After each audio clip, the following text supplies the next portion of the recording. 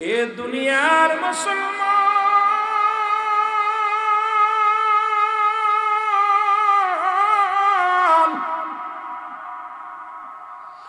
আমি বলতেছিলাম মানুষের প্রথম বিপদ হলো মানুষের মরণ।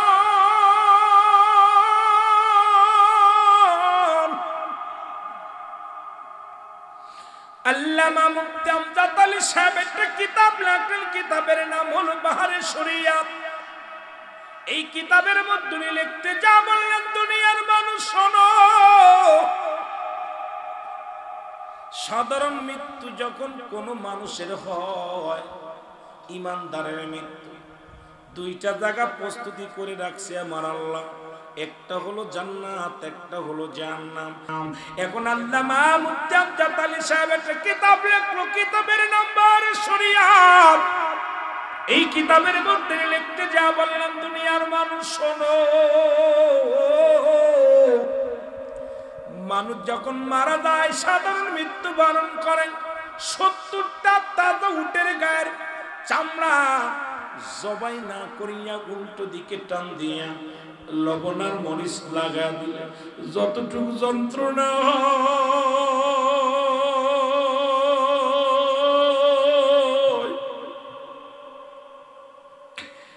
এর চাইতে 70 গুণ যন্ত্রণা হলো মুসলমান একটু সাধারণ মৃত্যু। এখন আমরা যারা মরণকালে পায়খানা করে দিই রে,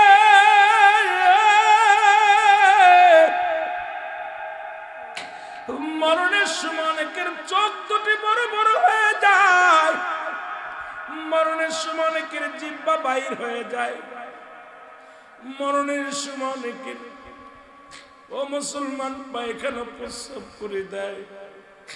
তাদের মৃত্যুটা কত কঠিন হয় আল্লাহ!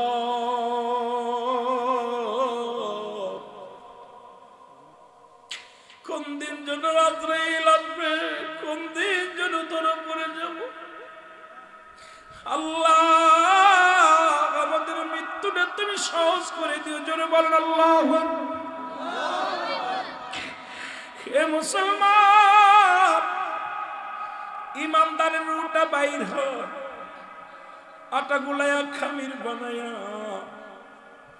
এই আটার মধ্যে একটা চুল পড়লে টান দে, খামিরের মধ্যে একটা চুলটা টান দিলে যেমন সে বাইর হয়ে যায়। ইমানদারের মৃত্যুটা হয় এমনি। সেই মৃত্যুটা যদি এত কঠিন হয় রে মুসলমান, সেই মৃত্যুটা যদি এত কষ্ট হয় মুসলমান, তাহলে যাদের মৃত্যুকালে পায়খানা প্রস্রাব করে দেয়, কত মানুষের দাফন করাইলাম, কত মানুষের জানাজা পড়াইলাম, কত মানুষের গোসল করাইলাম, দেখা যায় মৃত্যুকালে অনেকে পায়খানা করে দিছে, অনেকে প্রস্রাব করে দিছে, মরণের সময় অনেকে জিহ্বাটা বড় হয়ে গেছে, আর ভিতরে যায় না। সন্তানের পাশে বসে কান্দে, বাবার চোখ দুটি বন্ধ করতে যায়, বন্ধ হয় না, পা দুটি বেঁকা হয়ে যায়, সোজা করা যায় না। এমন মৃত্যু হয় মুসলমান, শুনে না আমার বাজানেরা, শুনে না। এই মৃত্যু মানুষের 1 নম্বর বিপদ। পালানোর কোনো জায়গা নাই, পালানোর কোনো পথ নাই, পালানোর মতো কোনো ব্যবস্থা নাই। এই মরণের চিন্তা যার মধ্যে নাই, তার মতো বোকা মানুষ আর দুনিয়ার মধ্যে নাই। আল্লাহ, আমাদের মরণ কি তুমি সহজ করে দিও, জোরে জোরে চিল্লায় বলেন আল্লাহু আকবার। কার জন্য তুমি ঘুষ খাও, কার জন্য জিনা করো, কার জন্য বাড়ি গাড়ি করছো গো? কত টাকা কত পয়সা দুনিয়ার মধ্যে রাজত্বই করলাম, কিচ্ছু সঙ্গে যেতে পারে নাই, নেওয়া সম্ভব না।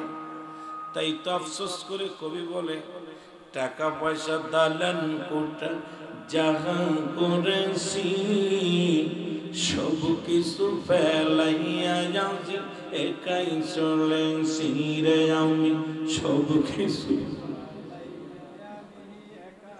আমি যাবার কালে ভেবে দেখি আমার কেহ নাই, আমি যাবার কালে ভেবে দেখি নাই আমার মরণ আসিবে কখন কেউ তো জানি না, আমার মরণ কুল্লু মান আলাইহা ফান, সব শেষ করে দিবে কে? আল্লাহ বলে বান্দার এই জমিনটা আমি রাখবো না,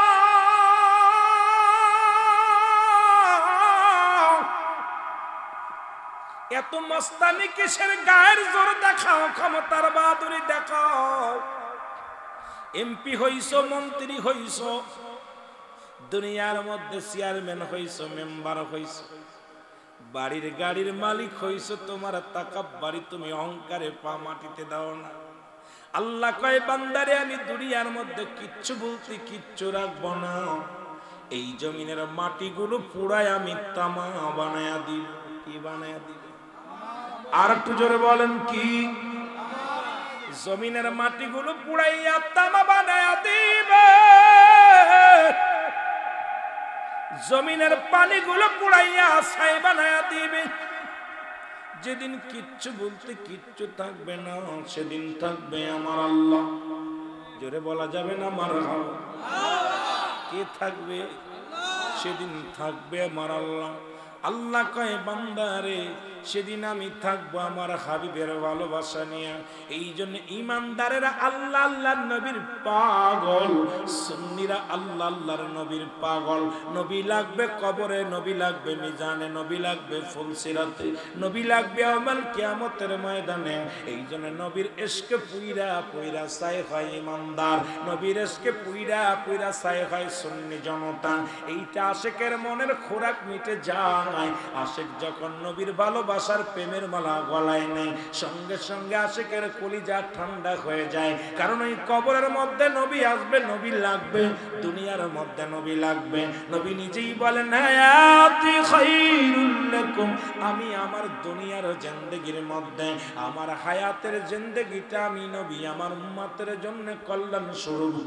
এই পৃথিবীর মধ্যে নবী আগমন করেছে উম্মতের জন্য কল্যাণ স্বরূপ হইয়া। উম্মতিরা রে শরিয়াত তরিকত তাকিকত মারফত যেদিকে তাকাইবে সেদিকেই নবী।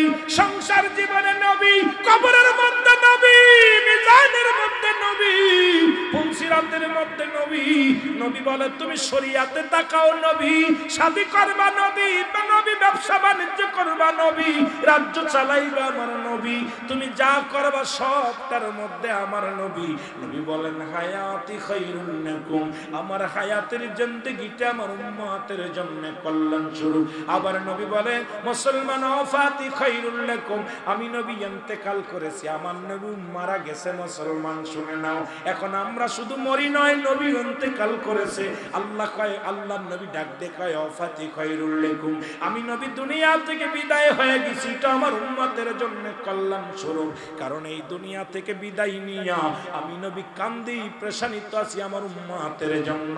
কারণ উম্মতিরা যখন দুনিয়ার মধ্যে কোনো ভালো কর্ম করে, আমি নবী সঙ্গে সঙ্গে আমার মালিকের দরবারে প্রশংসা করি গো। আবার যখন কোন উম্মতির গুনাহের কাজ করে, সঙ্গে সঙ্গে আমি নবীজি আমার আল্লাহর দরবারে উম্মতের হইয়া ইস্তেগফার করি, ক্ষমা চাই। সুতরাং এই নবীজি ইন্তেকাল করে উম্মতের কল্যাণের জন্য, কারণ উম্মতকে বাঁচানোর জন্য নবী এই দুনিয়ার মধ্যে আগমন করেছে, নবী উম্মতের বাঁচানোর জন্য। আবার দুনিয়া থেকে বিদায় নিছে উম্মতের জন্য, উম্মতের বুকে নিয়ে ঘুমায় আছে রহমতের নবী। সেই নবীজির পক্ষে থাকো, দুনিয়াতে সাকসেস হবে, কামিয়াব হবো। সেই নবীর প্রেম ভালোবাসা যার অন্তরে যতটুক, তার ঈমান বলতে ততটুক। নবীর প্রেম ভালোবাসা যার অন্তরে নাই, তার ঈমান বলতে কিছু নাই। জোরে জোরে চিল্লায়া বলা যাবে না আল্লাহু আকবার। এ দুনিয়ার মুসলমান,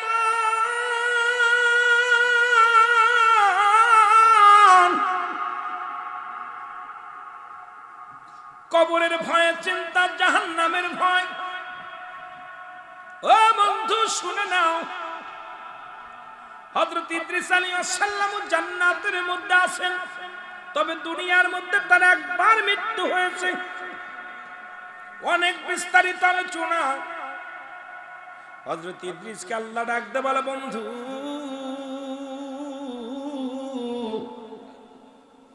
তুমি জান্নাতের মধ্যে কেমনে আছো? বলে আল্লাহ অনেক ভালো আছো।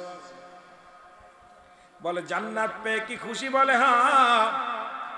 বলে জান্নাতের নিয়ামত পেয়ে কি আপনি খুশি? বলে হ্যাঁ। তবে একটা কষ্ট, তবে একটা কষ্ট। আল্লাহ বলে, ইদ্রিস রে তোমার কি কষ্ট? বলে আল্লাহ তোমার আজরাইল যখন আমার রূহটা বাইর করেছিল মনে হয় আমার একটু কষ্টটা দিয়েছে বেশি। এই মৃত্যু যন্ত্রণা আমার গা থেকে যায় নাই। এর আল্লাহ ডাকতে বলে, জিবরিল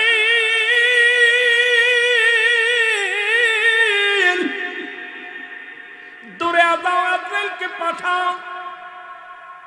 আজরাইল আগমন করে হযরত মুসলমান হযরত ইদ্রিস আলাইহিস সালামের কাছে ডাকতে বলে, আজরাইল আগে বলো আমার রূহটা তুমি কেমনে বাইর করেছিলা? বলে হুজুর পৃথিবীর মধ্যে সবার জান কবজ করার জন্য আমি দুনিয়ার মধ্যে আসি না।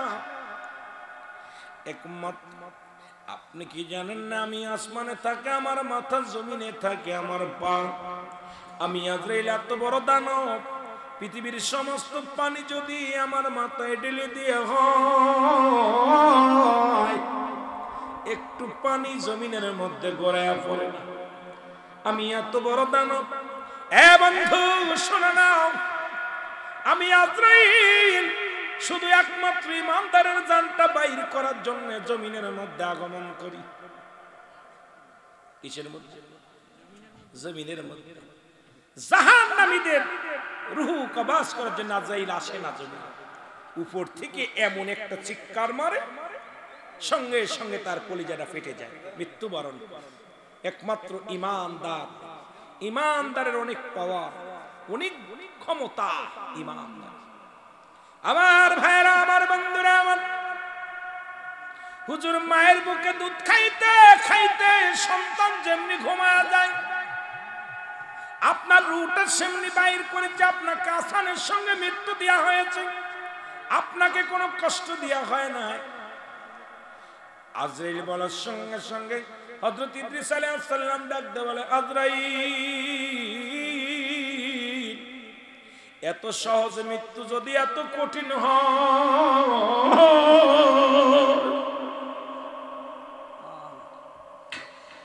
এত সহজ মৃত্যু যদি এত কঠিন হয় রে,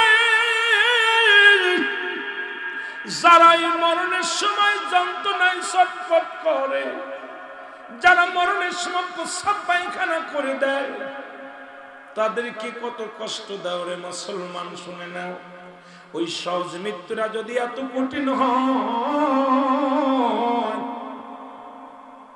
ওই সহজ মৃত্যুরা যদি এত কঠিন হয়, কঠিন মৃত্যুটা কত কঠিন হবে জোরে জোরে বলেন ঠিক কিনা? আমার মালিক ডাকতে বলবে, আজরাইল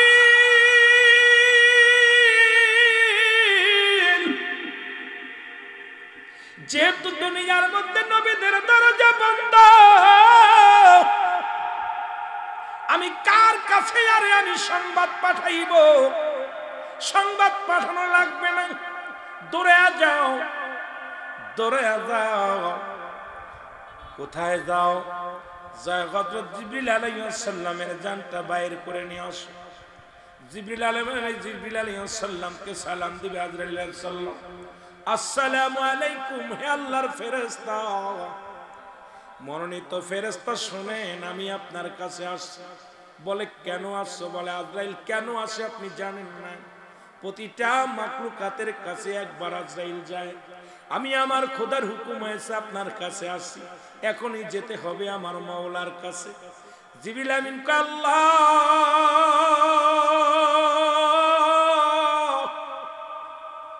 আমি বার্তাবাহক ছিলাম পৃথিবীর মধ্যে, তোমার নবীগণে নবীর দাওয়াত পৌঁছায়, তোমার সংবাদ পৌঁছায় দিছে।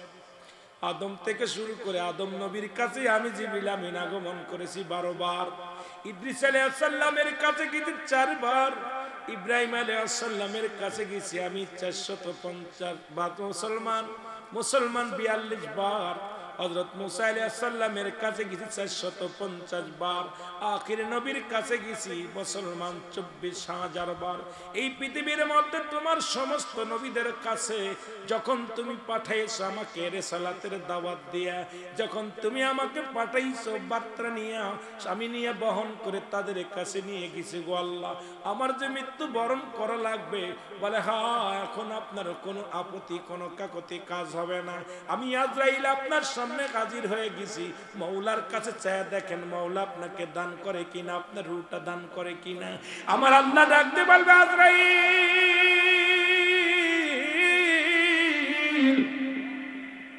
আমার আর দরকার নাই, একমাত্র জিন্দা থাকবো আমি স্রষ্টা, স্রষ্টার কোনো মৃত্যু নাই, সৃষ্টির মৃত্যু আছে, যেহেতু জিবরিল আমিন সৃষ্টির মধ্যে পড়ে গেছে, নিয়ে আসো তারে তাড়াতাড়ি, দেরি করো না, দৌড়ে যাও। সঙ্গে সঙ্গে জিবরিল আমিন মুসলমান রূহটা দেওয়ার জন্য প্রস্তুতি হবে, যন্ত্রণা একটা চিৎকার মারবে আজরাইল, আরে রূহ বাইরা তো কষ্ট, আমি যন্ত্রণা সহ্য করতে পারি না মালিক, এমন জোরে একটা চিৎকার মারবে রে, এক চিৎকারে রূহটা বাইর হয়ে যাবে। আমার আল্লাহ বলবে আজরাইল আর কে আসে, বলে আল্লাহ আমরা 3 জন আছি, কই যাও, চলে যাও, কোথায় চলে যাই, ইসরাফিলের জানটা বাইর করো, ইসরাফিলের আর দরকার নাই, ইসরাফিলের রূহটা বাইর হয়ে যাবে, বলে আছে কয়জন, বলে আল্লাহ আমরা 2 জন আর আপনি আছেন, বলে যাও চলে যাও মিকাইলের জানটা বাইর করো, মিকাইলের কাছে চলে যাবে, মিকাইল এরকম একটা চিৎকার মারবে, এবার ডাকতে বলবো আর কে আছে, বলে এখন আল্লাহ আপনি আর আমি আর কেউ নয়, তখন আজরাইল বুঝতে পারে না আমার চলে যেতে হবে, আমার থাকা সম্ভব নয়, জোরে জোরে চিল্লায় বলা যাবে না আল্লাহু আকবার। সর্বশেষ আজরাইল, আমার মালিক ডাকতে বলে আজরাইল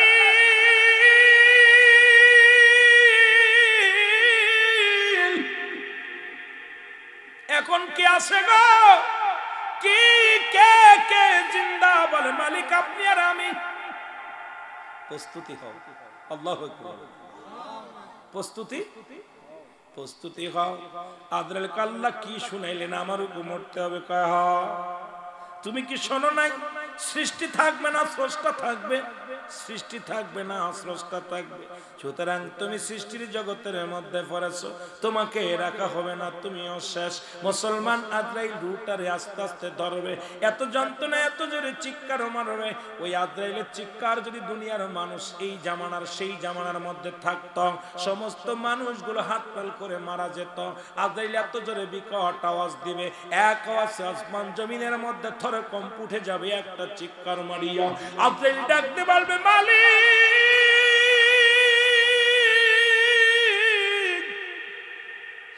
এই মৃত্যু যন্ত্রণা তো কঠিন রে,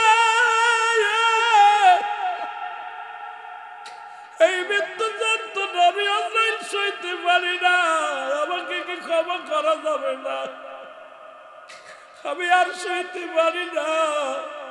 আমার আল্লাহ ডাকতে বলবে আজরাইল কোনো আফিল চলবে না, নিজের রূহটা তুমি ধরো, জোরে জোরে ধরে নিয়ে আসো, নিজের গালের মধ্যে হাতটা ঢুকাইয়া দিয়া আজরাইল নিজের জবানের মুখের মধ্যে হাত ঢুকাইয়া নিজের রূহটা ধরে মওলার কাছে শুবে দিবে। মুসলমান সবকিছু শূন্য বিচ্ছিন্ন হয়ে যাবে, সুতরাং আমি আপনি থাকবো না, সব কিছু আল্লাহ নিয়ে নিবে। আজকে দুনিয়ার মধ্যে কার জন্য নাই করার আমার, কার জন্য তুমি সুদ খাও, কার জন্য ঘুষ খাও, কার জন্য ব্যভিচার করো, কার জন্য মালে ফাঁকি দাও। আরে সরকার বেটা 50,000 টাকা বেতন দেয়, তারপরে তোমার সুদ ঘুষ না খাইলে চলে না। আরে কার জন্য, যাদের জন্য তুমি ঘুষ খাও, যাদের জন্য তুমি বাড়ি গাড়ি করলা, কেউ তোমার নয়। এখনই তুমি চোখ দুটো বন্ধ করে দেখো, আদরের ছেলে তোমার নয়, আদরের মেয়ে তোমার নয় রে, পৃথিবীর কেউ তোমার নয়। সবাই তোমার বিদায়ের জন্য পাগল হয়ে যাবে, কেউ রাখবে না। জোরে জোরে চিল্লায় বলা যাবে না আল্লাহু আকবার। একটু মহব্বতের সঙ্গে দুরূদ শরীফ পড়েন আল্লাহুম্মা।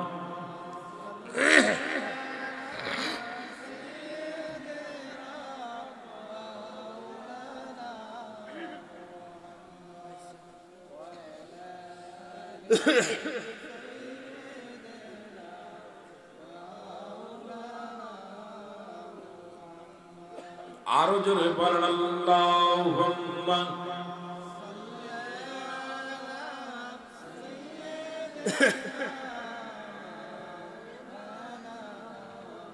জোরে জোরে ওয়ালা আলি সাইয়্যিদিনা।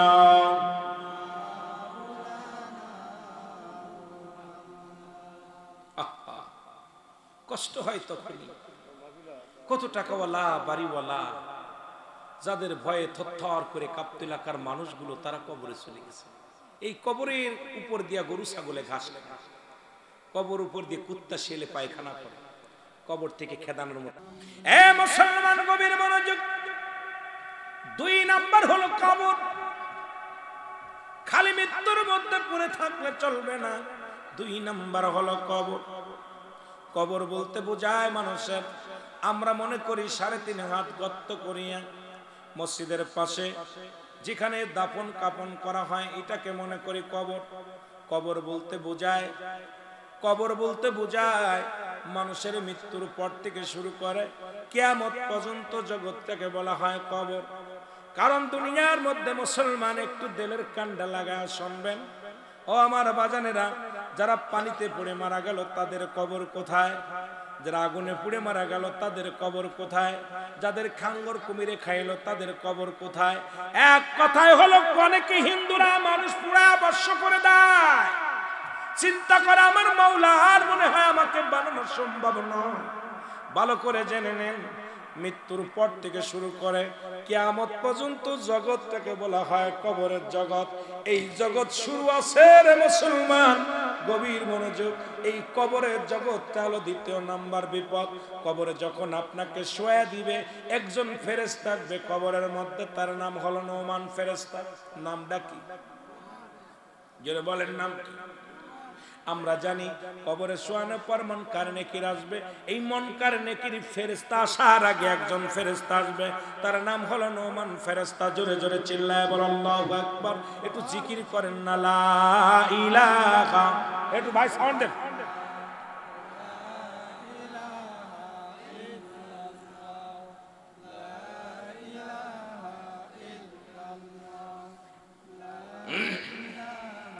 একটু জোরে জোরে বলেন লা ইলাহা।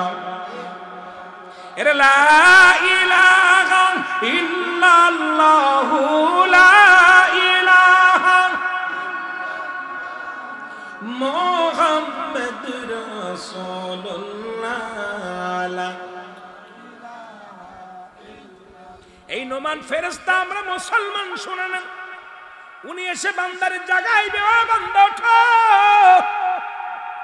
ডাক দে বলবে কোথায়? মিজানুর রহমান ভুইয়া সাহেব ওঠো, ডাক দে উঠাইবে, বান্দারে ওঠো। ও বান্দা উঠে পড়বে, বলবে বান্দা আমার নাম নোমান ফেরেশতা। দুনিয়ার মধ্যে 2জন ফেরেশতা ছিল, একজনের নাম কেরামন আর একজনের নাম কাতিবিন, যারা লেখার দায়িত্ব ছিল। আর একজন ফেরেশতা ছিল তোমার আমল নামাটা লেখার জন্য, তার নাম হলো মুসলমান। শুনে নাও, যিনি আরেকজন জান কবজ করার জন্য দায়িত্ব ছিল, তার নাম হলো আজরাইল। আর আমরা হলাম কেরামন কাতিবিন, 2জন ফেরেশতা। এখন কবরের ভিতরে আমি প্রথম প্রবেশ করেছি, আমার নাম হলো নোমান ফেরেশতা। এরপরে আসবে কে?